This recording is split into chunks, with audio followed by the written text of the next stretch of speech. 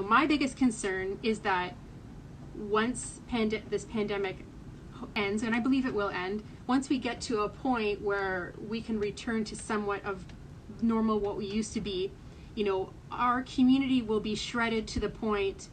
and I said this to the chamber the other day, but our community will be shredded to the point where we are all desperate for work. We're gonna, if part-time precarious work wasn't hard enough and such a big influence in Nipissing before,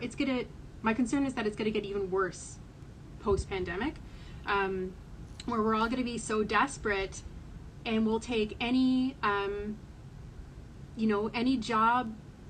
at any wage that we can, piece together 3 or 4 of them, as opposed to returning from this and reframing our view on work and really understanding that it's our working lives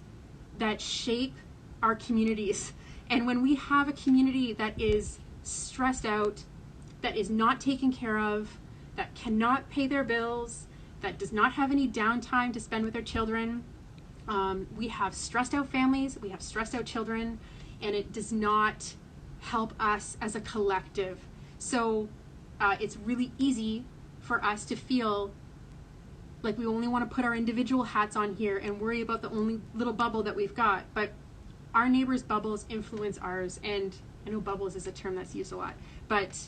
it really does matter. Our working conditions in Nipissing really matter. And so when you hear Conservatives talk about jobs, which Mr. Fedeli loves to talk about, there's a very big difference between jobs and jobs that you can raise a family on